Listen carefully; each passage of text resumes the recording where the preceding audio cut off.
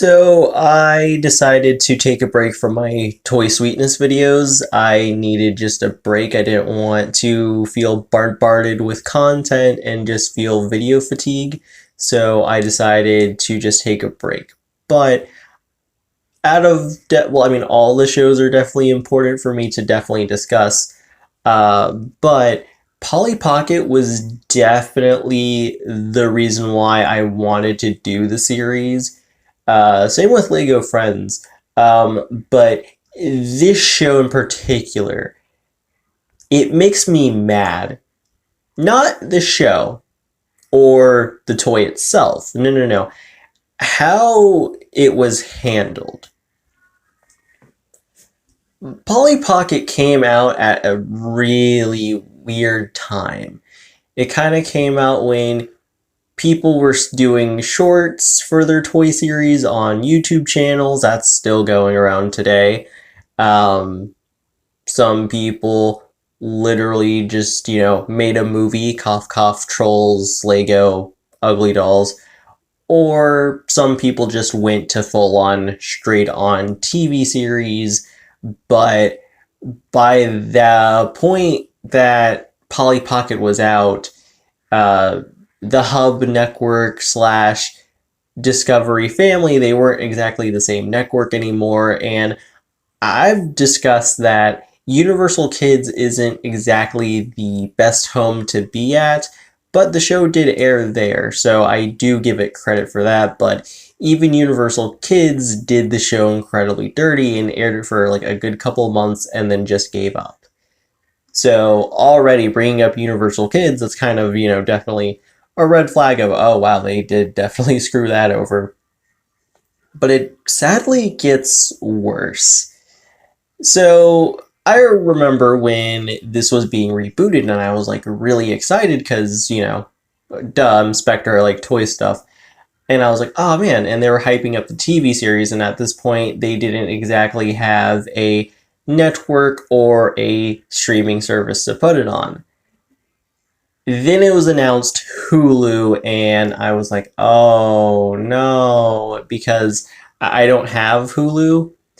And in terms of Hulu, it's not exactly the best streaming place to go.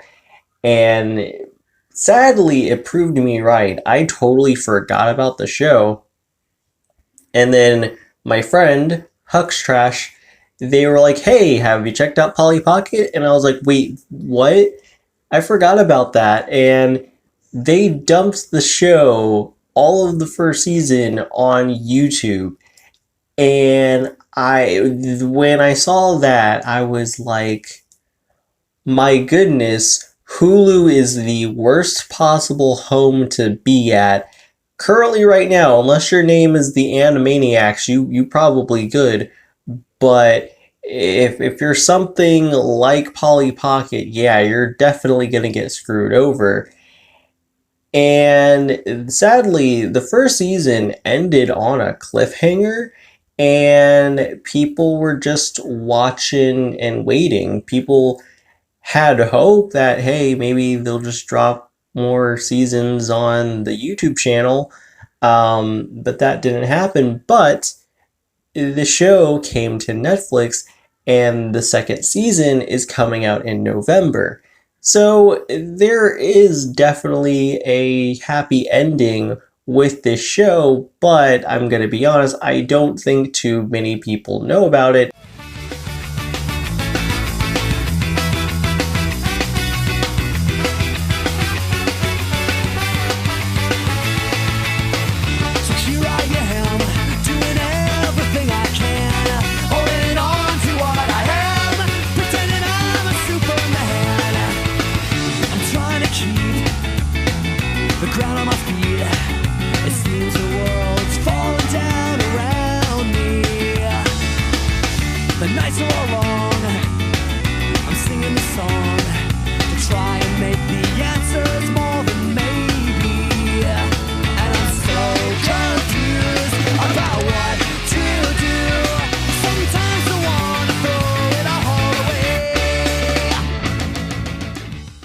Paul Rudd's Polly Pocket 2018 is about Polly, who is often told she is too little to do the things she wants to do, but Polly proves what every kid knows, that being little isn't a limitation, it's her greatest strength. When Polly Pocket inherits a magic locket that allows her to shrink to 4 inches tall, she embraces her pocket-sized powers and finds the upside of shrinking is big adventures and making a big difference for her and her best friends and the people around her. One of the charms that this show has is it feels like a Saturday morning cartoon, like straight up. The villain of the show that wants to steal Polly's locket, like she feels like a very cheesy Saturday morning cartoon, and the rest of the show is just like really fun adventure stuff, dealing with the fact that you're dealing with a bunch of tiny Paul Rudds just running around. And it just kind of embraces the fact that, yeah, these girls can shrink down in size and they go on crazy Honey, I Shrunk the Kids adventures. Have fun. The show is also a slight story-driven TV show. It kind of plays into the fact that, yeah, Polly has this locket that can pretty much shrink down in size. That's pretty important. And they kind of just use that fact, and they just kind of use that for a sense of storytelling purposes. It doesn't overstay its welcome, because, I know how a lot of story-driven shows can, definitely go a bit overboard, but this show stays true to its roots. It kind of knows, okay, this locket is important. We'll have fun adventure episodes and slice of life episodes, or we'll just blend the two together. And it just caused for a really fun, relaxing TV show for the whole family, and that's definitely what I love about it. So I bring up My Little Pony Friendship is Magic a lot throughout these videos because really that show set the groundwork of saying, hey, you're making a toy show and it's for young ones and for families as well, because anyone can enjoy this. You have the responsibility to make a good product for them. Do it. And I feel like that show definitely woke up a lot of other toy companies to definitely follow in Pony's footsteps in terms of presenting fun characters for its audience that can make pretty good role models and just good morals and lessons to teach kids and anyone in general. And this show, in my opinion, it's really well written. It just has just a nice, cozy vibe to it that I really can't explain. You're just gonna have to watch it for yourself. But I'll say this: if you like Friendship is Magic and you kind of like the presentation of fun characters and fun morals, you're gonna have a good time with this show.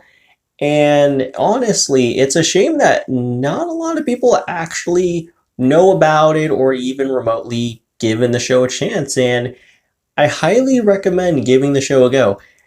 Luckily, the show is still on YouTube. The first season, you can still watch it on YouTube for free, completely.